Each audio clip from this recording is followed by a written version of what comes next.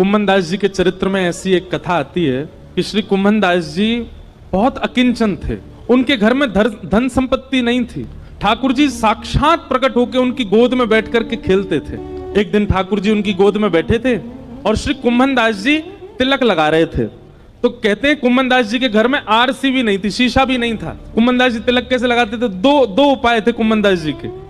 कठौते में जल भरते थे, उसमें अपना प्रतिबिंब देखते थे जल के अंदर, और प्रतिबिंब देख के फिर तिलक लगाते थे। या फिर ठाकुर जी किसी दिन खेलते खेलते उनकी गोद में आ जाते और गोद में बैठे बैठे ठाकुर जी बताते, हाँ कुम्भना यहाँ से सीधो ले चल लगो। अब यहाँ नीचे तो नेक घुमाए थे, अब यहाँ तो नेक ऊपर कर, बीच में यहाँ कोने कर, अब यहाँ कर। ठाकुर जी तिलक लगवाते थे कुम्भन दास जी का। कुम्भन दास जी के चरित्र में आता है कि श्री कुम्भन दास जी जब अपने खेत में हल जोतते थे तो ठाकुर जी ऐसे अपनी पीतांबरी में अनाज आदि जो भी होता था वो लेके स्वयं डालते हुए चलते थे कुम्भन दास जी के साथ। और कुम्भन दास जी ने कभी ठाकुर जी से कोई याचना नहीं की। एक दिन की बात है, कुम्भन दास जी अपने खेत में हल जोत रहे थे, ठाकुर जी पीछे ऐसे उड़ाते हुए चल रहे थे सब बीजों को। इतने में मंदिर का घंटा बजा और जोर जोर से जैसे घंटे बजने लगे तो कुम्भन दास जी ने तुरंत हल छोड़ा, हाथ धोने लगे, पांव में जल डालने लगे, मुख पोंछा और तुरंत मंदिर की ओर भागने लगे।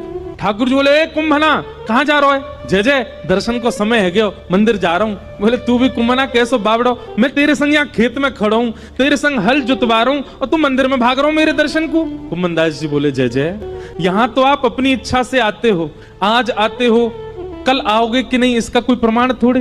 और कल मुझसे कोई अपराध हो गया, परसों मुझसे कोई अपराध हो गया तो क्या पता आप मुझसे मिलना ही बंद कर दो। पर मंदिर में तो आपको आचार्यों ने बैठाया, वहां से आप कहीं नहीं जाओगे, इसलिए मंदिर दर्शन में कभी नहीं छोड़ सकता, क्योंकि आप मेरे प्रेम से भले ही यहां आ जाओ, मंदिर में तो आप सदा विराजोगे, इसलिए मैं तो वहीं दर्शन करूंगा। ठाकुर जी संग रहते थे उनके, लेकिन वो फिर भी मंदिर में जाते थे। कभी ठाकुर जी से याचना नहीं करी कि मेरे परिवार को एक समृद्ध बना दो, मेरे घर पे एक व्यवस्था करवा दो, कभी नहीं। एक दिन कुम्भन दास जी की गोद में ठाकुर जी बैठे थे तो कुम्भन दास जी की दाढ़ी से खेल रहे थे ठाकुर जी छोटे से। तो ठाकुर जी ने मन में विचार किया, कुम्भन दास के घर में बड़ी दुर्बलता है, मैं कोई राजा के मन को चेताता हूं ताकि वो आधी संपत्ति कुम्भन दास को दे जाए।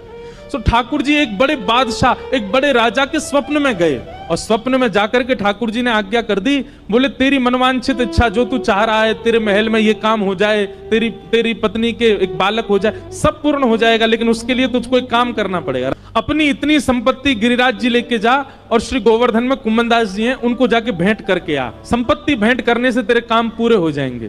ठाकुर जी की आज्ञा मान करके वो राजा कुम्भन दास जी के यहाँ गया और उस समय कुम्भन दास जी की गोद में ठाकुर जी बैठे थे, खेल रहे थे कुम्भन दास जी के संग।